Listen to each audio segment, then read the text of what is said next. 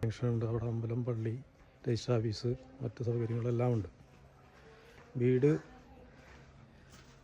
ഏതാണ്ട് ഒരു 2000 square feet വീട്.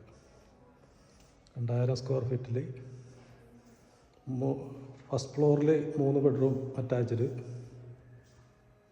ഗ്രൗണ്ട് ഫ്ലോറിൽ ഒരു മാസ്റ്റർ ബെഡ്റൂം അറ്റാച്ച്ഡ്.